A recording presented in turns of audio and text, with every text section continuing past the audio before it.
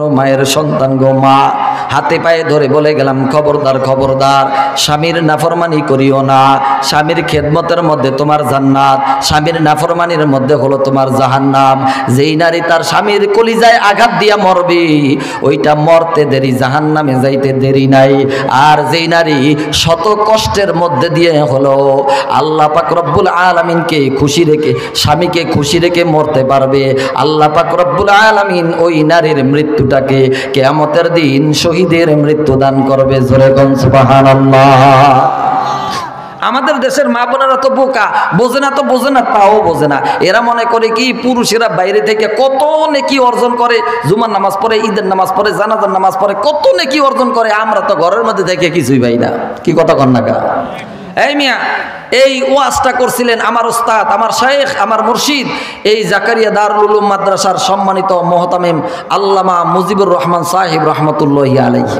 আমি ছাত্র জীবনে হুজুরের মুখ থেকে ওয়াজটা শুনছি যে মহিলাদের সাথে পুরুষেরা জিন্দিগি তো দুইটা কাজ করে পারবে না। কয়টা? কথা কন না কা? কয়টা? এক নম্বরে নেকির কাজে ফাল্লা দিয়া মহিলাদের সাথে পুরুষেরা পারবে না। সুবহানাল্লাহ কইবেন না? মা বোনেরা আমল করবে কম, আমার আল্লাহ তাদেরকে সওয়াব দেবে বেশি। আল্লাহু আকবার। যেমন সকালবেলা কোনো মা কোনো বোন যদি ফজরের নামাজ আদায় করিয়া বিসমিল্লাহির রহমানির রহিম বলিয়া তার ঘরটাকে ঝাড়ু দেয়, আসমানের মালিক তখন ডাক দিয়া বলে, ও বান্দি বিসমিল্লাহ বলিয়া তুমি তোমার ঘর ঝাড়ু দাও নাই, কেমন যেন আমি আল্লাহর খানায় কাবা পরিষ্কার করলা। জোরে কোন সুবহানাল্লাহ। প্রচন্ড গরম, কারেন্ট চলে গেছে, স্বামী খেতে খামার থেকে কাজ করে আসছে, ঠেলা গাড়ি রিক্সা চালাই আসছে, ঘাম টপ টপ করে পড়তেছে, স্ত্রী মনে মনে চিন্তা করতেছে যাই একটু বাতাস করে আসি, এই নিয়তে হাতের মধ্যে পাখা নিছে। কি নিছে? এমন সময় কারেন্ট চলে আসছে, ফ্যান ঘোরা শুরু করে দিছে। আমার কথাটা বুঝে থাকলে বলেন তো বাবা, স্ত্রী কি তার স্বামীরে বাতাস করছে? মোড়ও করছে, শুধু হাতের মধ্যে পাখা নিছে। আসমানের মালিক ডাক দিয়া কো, ও বান্দি, স্বামীর খেদমতের জন্য শুধু হাতের মধ্যে পাখা নিছো, বাতাস কিন্তু করো নাই। এই এতটুকু আমলের কারণে আমি রব্বুল আলামিন তোমার উপরে খুশি হইয়া 7.5 ভরি স্বর্ণ আমি আল্লাহর রাস্তায় দান করলে যেই পরিমাণ নেকি হয়, ওই পরিমাণ নেকি তোমার আমল নামার মধ্যে জমা করে দিলাম। জোরে কোন সুবহানাল্লাহ। এখন বলেন, মহিলাদের সাথে নেকির কাজে ফাল্লা দিয়ে আপনারা পুরুষেরা পারবেন? কথা কন না কা? পারবেন? কয়টা কাজ করে পারবেন না? 2টা কাজ করে পারবেন না। এটা আমার কথা না, এটা আমার ওস্তাদ আল্লামা মুজিবুর রহমান সাহেব রহমতুল্লাহি আলাইহির কথা। 2 নম্বরটা বলমু। 2 নম্বরটা হলো পুরুষেরা জিন্দিগি তো মহিলাগুলোকে ঝগড়া করে পারবেন না। কি কথা কন রাখা? আপনি যত বড় বেড়াওয়ালা হন না কেন, যত বড় কোটিপতি হন না কেন, যত বড় নেতা আর খেতা হন না কেন, যদি কোন যে অ্যান্টিবায়োটিক খেয়েছি 5টা ওর ঝগড়া করে জিততে পারবেন না। কি কথা কন না কা? এই জন্য আমি মা বোনকে বলে গেলাম, আগো আমরা পুরুষেরা যত বড় হেডামি দেখাই আপনাকে লগে ঝগড়া করে জিততে পারবো না। এই জন্য দয়া করে আজ থেকে আপনারা আমাকে লগে ঝগড়া করতে আইসেন না। কি কথা কন না কা? আর আপনারা জীবনে মহিলাগুলো ঝগড়া করে পারবেন? কথা কন না কা? পারবেন? এমন কেমন বেটা আছেন যে আজ জায়গায় আমি পারবো, জিন্দুকি তো পারবেন না। কি কথা ঠিক না বেঠি? তাহলে আজ থেকে হাগুলোকে ঝগড়া করতে যাইবেন না। কি কথা না? যখন ঝগড়া করে জিততে পারবেন না, তো ঝগড়া করে লাভ আছে? একটু মাথা গরম হয়ে গেছে, বাড়ি থেকে বাইরে যাবেন। ঝগড়া করে জিততে পারবেন না, তাহলে ঝগড়া করে লাভ নাকি? ঠিক না বেঠি? আল্লাহ পাক রব্বুল আলামিন আমাদের সকলের পরিবারকে নেক পরিবার হিসেবে গড়ে তোলার তৌফিক দান করুন। আমিন কোন? জোরে কোন? মেয়ে যখন রাজি, বাপের আর কোনো পাওয়ার আছে? কথা মনে আছে না ভুলে গেছেন? বাদশা ডাক দিয়ে, আরে আসো, তুই তো আমার মাথায় বাড়ি মারলি। আমার যেই মেয়েটাকে বিবাহ করার জন্য কত বড় বড় ধনীর ছেলেরা পাগল, আমার মেয়ে তাদের কাছেই বিবাহ বসে না, আর তোর মতো একটা কালাসানের কাছে বিবাহ বসতে রাজি হয়ে গেছে। আসোয়াদ রে, তোর মতো কালা মানুষ, গরিব মানুষের কাছে যদি আমি আমার মেয়ে বিবাহ দেই, আমি এত বড় নেতা, এত বড় ধনী মানুষ, আর এইটা যদি আমার দেশের মানুষ, এলাকার মানুষ, গ্রামের মানুষ, বাড়ির মানুষও জানে, ইজ্জত থাকবে? এই আমি কোন রকম ঘরের মধ্যে চুপচাপ একটা বিয়ের আয়োজন করতেছি, তুই এক কাজ কর, বিয়ে শাদী করতে গেলে একটু চুরি শাড়ি আলতা চুলু ভাড়া লাগে না? কি কথা কন না? লাগে না? লাগে না? এই তুই যা একটু মার্কেটে যাইয়া এই একটু চুরি শাড়ি আলতা চুলু পাউডার কিনে নিয়ে আসো। আর ডাক দিও, বাসা এই মার্কেট সার্কেট করতে গেলে তো কি লাগবে? আপনি আমার দিকে তাকায় দেখছেন, আমার তো পকেটই নেই, তা টাকা পাবো কই? এক বর্ণনা আছে আল্লাহর নবী আসওয়াদের বিয়ের সব খরচ দিয়ে দিয়েছেন, সুবহানাল্লাহ করবেন না? আরেক বর্ণনা আছে সাহাবায়ে কেরাম বন্ধু বান্ধব মিলে দিয়ে দিয়েছেন, আল্লাহু আকবার। আরেক বর্ণনা আছে ওই অবস্থায় মেয়েটা তার বাবারে ডাক দিয়ে বলতেছে, বাবা আমাদের তো টাকা পয়সার অভাব নাই, তুমি এক কাজ করো, আসওয়াদের কিছু টাকা পয়সা দিয়ে দাও, বেটা মার্কেট করে আসুক। সুবহানাল্লাহ কয় না? কিছু কিছু যুবক আবার এটা মনে করেন না, দেখছো নি বিয়ে করার আগে শ্বশুর বাড়ি থেকে যৌতুক নেওয়া শুরু করছে। এই মিয়া, এটাকে যৌতুক বলা হয় না। শ্বশুর বাড়ি থেকে যদি খুশি হইয়া জামাইকে 1 লক্ষ টাকার মালও দেওয়া হয়, ইসলাম এটাকে যৌতুক বলে না, এটাকে বলা হয় মোহাব্বত। এটাকে কি বলে বলেন, কি বলে? তবে হ্যাঁ, চেয়ে দাবি করে, শর্ত করে, জোর করে, কৌশল করে কোনো না কোনো ভাবে যদি শ্বশুর বাড়ি থেকে 1 লক্ষ না 1 টাকার মালও নেওয়া হয়, ইসলাম এটাকে যৌতুক বলে। কি কথা কন না কা? জোরে কন, ঠিক না ঠিক? এই মুসলমান যুবক ভাইরা একটু আওয়াজ করে বলো, যৌতুকের মাল হালাল না হারাম? আরো জোরে কও, হালাল না হারাম? এই যুবক যারা আছে একটু জোরে কও, যৌতুকের মাল হালাল না হারাম? কি কইছে ভাই? হারাম কইছে না আরাম কইছে? হুজুর আরাম আগে আমারটা লইয়া লই। কিছু বাবা মা আছে দেখবেন একেবারে ছেলে সন্তান জন্ম নিলে মারে লাভ কয়, রে পাইছি 5 লাখ, খালি গোপে তেল মাখতে থাকে। ঠিক না ভাই ঠিক? মনে রাখবেন মুসলমান, যৌতুকের মাল তেমন হারাম, শুয়োরের পায়খানা খাওয়া যেমন হারাম। ঠিক না ভাই ঠিক? ধরে কন। বর্তমান দুনিয়াতে তো দেখবেন আমাদের দেশে যৌতুকের ব্যবসা খুব জমজমাট চলতে আছে, কথা কয় না? পেঁয়াজ রসুন আদা জিরার ব্যবসা করে অতটা ধনী হওয়া যায় না, কিন্তু যৌতুকের ব্যবসা করে বর্তমানে রাতারাতি লাল। হোন্ডা, টেলিভিশন, ছাতি লাতি, ঘড়ি বাড়ি, এরপরে কি ল্যাপ তোষক, সোফা, হ্যাঁ, ঝাড়ু ফিসা, আরো যা যা আছে, এগুলো তো বিয়ের শর্ত ছাড়াই দিতে হয়। কি কথা কন না কা? না দিলে কেমন যেন বিয়েই হয় না। আচ্ছা বলেন, এই পর্যন্ত দিলেই কি শেষ? চাকরি দিতে হবে, বিদেশে পাঠাতে হবে, ব্যবসার জন্য 2 লাখ, কি এই পর্যন্ত শেষ? হ্যাঁ, এই পর্যন্ত শেষ। এরপরে মাসিক বাৎসরিক কিস্তি আছে না নাই? কতখানি আছে না নাই? কেমন যেন বিয়ে করার পরে ওনার শ্বশুর বাড়িটা ওনার জন্য একটা সোনালী ব্যাংক হয়ে গেছে। এই বেটা, শ্বশুর বাড়ি থেকে যৌতুক নিয়ে যেগুলো বিবাহ করে, শ্বশুর বাড়ির মাল নিয়ে যারা সমাজের মধ্যে ফুটান্তি দেখায়, ওর মতো বিশ্ব বেহায়া আল্লাহর জমিনে আর একটাও নাই। ঠিক কিনা জোরে কর? আর যেটা শ্বশুর বাড়ি থেকে যৌতুক নিয়ে বিয়ে করছে, খোদার কসম একটাও বাড়িতে স্ত্রীর সাথে বড় গলায় কথা বলতে পারে না। কি কথা কন না কাক? যদি কোনো রকম একটু সংসারে বাজে, যৌতুক আনার জাল একেবারে ভালো করে মিঠিয়ে দেয়। কথা কন না কা? এই তোর আছে নাকি? তুই চাকরি করো আমার বাপের টাকায়, বিদেশে গেছো আমার বাপের টাকায়, ব্যবসা করো আমার বাপের টাকায়, তোর আছে নাকি? কি কথা কন না কা? এর চাইতে নির্লজ্জ দুনিয়াতে আর কেউ হইতে পারে? এই কথা কন না কা? পারে? এই যুবকেরা, আজকে তোমরা মাহফিল দিছো, এই মাহফিলে আমি মুসাফির তোমাদের জন্য দোয়া করব, তোমাদের সুখময় জীবনের জন্য দোয়া করব। কোন যুবক তৈরি আছো আল্লাহকে 2 হাত তুলে উঁচু করে ওয়াদা করে বলতে পারবা যে আল্লাহ, আমি যদি কখনো বিবাহ করি, এই যৌতুক নামের পায়খানা আমি আমার ঘরে কোনোদিন উঠাবো না? কে কে রাজি আছে? না রে থাকবে। ওকে, মুরব্বীরা জাগাইছে কা? হ্যাঁ, এর আগে কি যৌতুক নিয়ে করছেন নাকি? আজকে বাড়িতে গেলে বুড়ি দরজা আটকে থইবে। বিপদ কিন্তু আছে। এই বিপদ আছে না? যারা হাত জায়গায় ফেলাইছেন, মুরব্বী বাবাজিরা যারা হাত জায়গায় ফেলাইছেন, এই বাড়িতে গেলে যদি জিজ্ঞাসা করে, এই বাড়িতে গেলে যদি জিজ্ঞাসা করে হাত জাগাইছো, মিথ্যা কথা তো কন যাবে না। কম যে হাত তো জাগাইছি, এখন কি আর বয়স আছে বিয়ে করবো? ছেলে সন্তান নাই নাত করে এগুলোর যৌতুক সারা বিবাহ দেবে, এই জন্য হাত জাগাইছি। ঠিক না ভাই ঠিক? জোরে কন। আল্লাহ যে সমস্ত যুবকেরা ওয়াদা করেছে, তুমি প্রত্যেকটা যুবকের জীবনকে, তাদের পরিবার, পারিবারিক জীবন, সামাজিক জীবনকে আল্লাহ তুমি সুখময় করে দিও। বলেন আমিন। আরো জোরে বলেন আমিন। এই আসওয়াদ মার্কেটে চলে গেছে, কই গেছে? কি আপনাদের কষ্ট হইতেছে? ছেড়ে দেব? কই গেছে? খুশি ভরা দিল নিয়া আসওয়াদ ঘুরে ঘুরে মার্কেট করে, চুড়ি কিনে, শাড়ি কিনে, আলতা সুনো পাউডার কিনে। দোকানদার ডাক দিয়া কয়, কিরে আসওয়াদ, তোরে আজকে এত খুশি খুশি লাগে কা? আসওয়াদ ডাক দিয়া কয়, ভাইজান, আজকে দুনিয়াতে আমার মতো আনন্দশীল ব্যক্তি আর কেউ নাই, কারণ আমি আজকে হুরে মদিনাকে বিবাহ করতে যাইতেছি।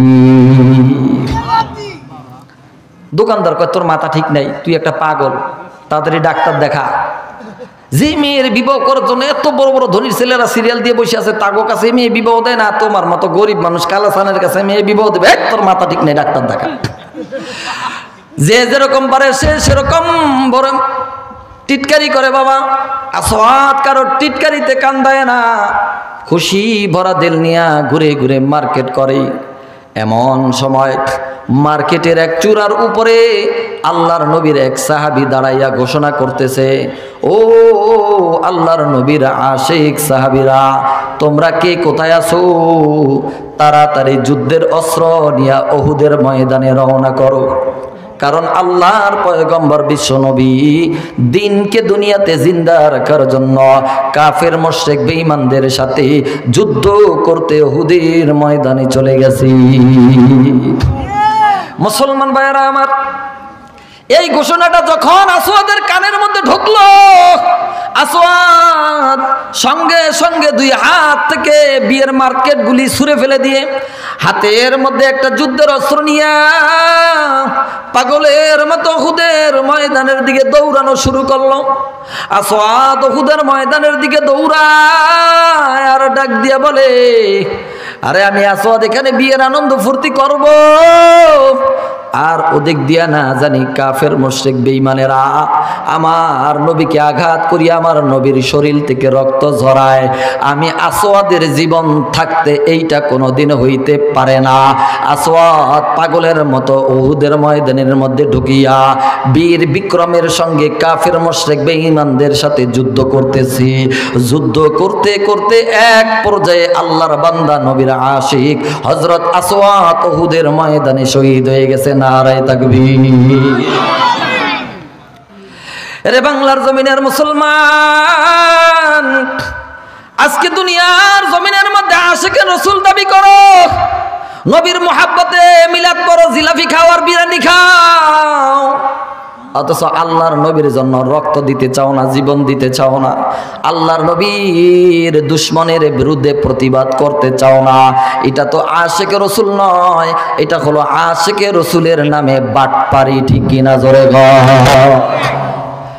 আপনারা জানেন উহুদের ময়দান প্রথম দিক দিয়ে মুসলমানদের বিজয় ছিল। সামান্য একটা ভুলের কারণে এই যুদ্ধে মুসলমানদেরকে কঠিনভাবে পরাজয় বরণ করতে হয়। এই যুদ্ধে আমার আপনার নবীজিকে কাফেরেরা এমনভাবে আঘাত করে যে মাথার হেলমেটটা ভেঙে চুরে নবীর মাথার মধ্যে ঢুকিয়া যায়, সমস্ত শরীরটা আল্লাহর নবীর রক্তে রঞ্জিত হয়ে যায়। শুধু তাই নয় রে মুসলমান, এই যুদ্ধে আল্লাহর নবীর একজন, দুইজন, তিনজন নয়, 70 জন তাজা তাজা সাহাবীর শরীরের রক্তে গোটা উহুদের ময়দানটা লাল হয়ে যায়।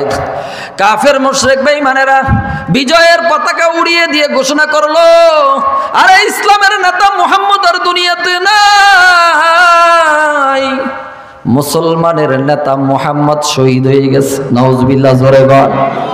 এই ঘোষণাটা যখন মদিনার মধ্যে ছড়িয়ে পড়লো, মদিনার ছোট্ট ছোট্ট বাচ্চারা, মুরব্বীরা, নারী পুরুষেরা পাগলের মতো কাঁদতেছে আর উহুদের ময়দানের দিকে দৌড়াইতেছে। আরে আল্লাহর নবী নাকি দুনিয়াতে নাই, আল্লাহর নবী নাকি শহীদ হয়ে গেছে। এক মহিলা বাবা আউলা জাউলা কাপড় নিয়া পাগলের মতো কাঁদতেছে আর দৌড়াইতেছে। এক ইহুদি ডাক দিয়া বলতেছে, মহিলা কই যাও? যাইয়া কোনো লাভ নাই, আমি দেখলাম তোমার সন্তানের লাশটা উহুদের ময়দানে পড়ে আছে, তোমার স্বামীর লাশটা উহুদের ময়দানে পড়ে আছে। মহিলা কান্দে আর বলে, রে ভাই, আমার স্বামী আমার সন্তান দুনিয়াতে আছে না নাই আমি জানতে চাই না রে ভাই, আগে বলো আমার দয়াল নবী জিন্দা আছে নি? জোরে কোন সুবহানাল্লাহ। শুনিয়া সেই সংবাদ এক মুসলিম মহিলা পাগল হয়ে ছুটেছে। কাফেরেরা বলছে তোমার পতিপুত্র সবাই মারা গেছে। মহিলা বলছে চাই না তা শুনতে, বলো কেমন আছে আমার দয়াল নবীজি। আমরা যে তার আদরের উম্মত, উম্মতের করলাম কি? আমরা যে তার মোহাব্বতের উম্মত, কয়দিন কেঁদেছি। মুসলমান ভাইয়েরা আমার, আল্লাহর নবীর যখন হুঁশ ফিরল, নবী আমার দুইজন সাহাবীর কাঁধে ভর করে উহুদের ময়দানটা ঘুরে ঘুরে দেখতেছে। একজন দুইজন তিনজন নয়, নবীর ৭০ জন তাজা তাজা সাহাবীর লাশগুলো উহুদের ময়দানের মধ্যে পড়ে আছে। নবী আমার একজন সাহাবীর কাছে যায়, তার লাশটা নবী কোলের মধ্যে নিয়ে কাঁদে। আরেকজন সাহাবীর কাছে যায়, তার লাশটাও কোলের মধ্যে নিয়ে নবী কাঁদে। এইভাবে নবীজি ঘুরে ঘুরে দেখতেছে।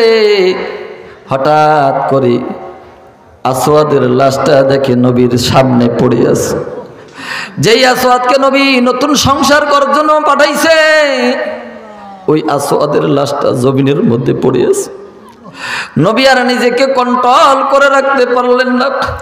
দুইজন সাহাবীকে ধাক্কা মারিয়া আসওয়াদের বুকের উপরে পড়ে গেলেন। নবী আসওয়াদের লাশটা কোলের মধ্যে নিয়ে, ছোট্ট বাচ্চারা যেমন ফুফিয়ে ফুফিয়ে কান্দে, আল্লাহর নবী ওরকম ছোট্ট বাচ্চাদের মতো ফুফিয়ে ফুফিয়ে কান্দে আর বলে, রে আসওয়াদ, আমি তো তোকে যুদ্ধে আসতে বলি না রে আসওয়াদ, নতুন সংসার করার জন্য পাঠাইছি।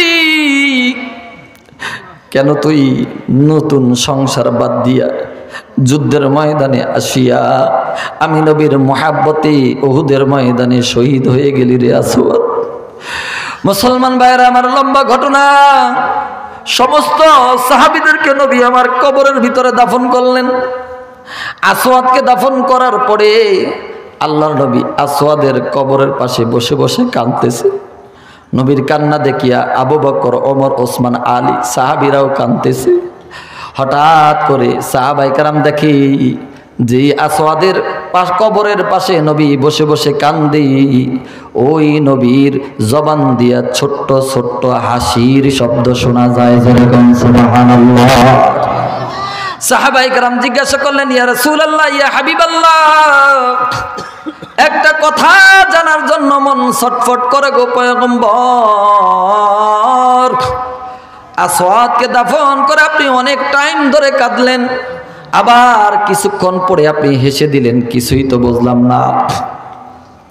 আল্লাহর নবী চোখের পানি ছেড়ে আবার কান্দে আর বলে, আমার সাহাবীরা, আমার আসওয়াদ তার জীবনের চাইতে আমি নবীকে বেশি ভালোবাসি।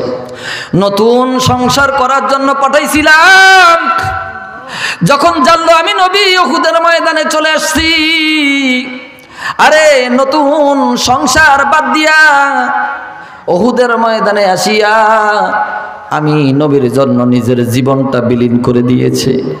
আমি কেন কাঁদতেছিলাম জানো? যেই কবরে আমি আমার আসওয়াদকে দাফন করেছি, আমি নবী তাকায়া দেখলাম আমার সেই আসওয়াদের জন্য হুরে মদিনা তার ঘরের ভিতরে ছোট্ট একটা বাসর সাজাইয়া অপেক্ষা করতেছি। এই দৃশ্যটা দেখে আমি নবী আর নিজেকে কন্ট্রোল করে রাখতে পারলাম না, তাই বসে বসে কাঁদতেছিলাম। আবার কেন আমি হাসলাম জানো? আমার আসওয়াদের উপরে আমার আল্লাহ খুশি হইয়া আসওয়াদের যুদ্ধ দেখিয়া, নবী প্রেম দেখিয়া আসমানের মালিক আল্লাহ পাক রব্বুল আলামিন এত খুশি হয়ে গেছেন, এত খুশি হয়ে গেছেন যে আল্লাহ পাক রব্বুল আলামিন আরশ আজিম ছাড়িয়া ৭০,০০০ ফেরেশতাদের বিশাল এক বাহিনী নিয়া আমার আসওয়াদকে স্বাগতম জানানোর জন্য আল্লাহ পাক রব্বুল আলামিন নিজে প্রথম আসমানে হাজির হয়ে গেছে। বলেন নারায়ে তাকবীর। নবী প্রেম কাকে বলে রে মুসলমান? এই জন্য পয়গম্বর বলেন, লা ইউমিনু আহাদুকুম হাত্তা হাত্তা আকুনা হাব্বা ইলাইহি মিন ওয়ালিদিহি ওয়া ওয়ালাদিহি ওয়ান নাসি আজমাইন। যতক্ষণ পর্যন্ত বাবা এই দুনিয়ার জমিনের মধ্যে তুমি তোমার ছেলে সন্তান স্ত্রী পুত্র জায়গা জমিন এমন কি নিজের জীবনের চাইতে আল্লাহর নবীকে বেশি ভালোবাসতে না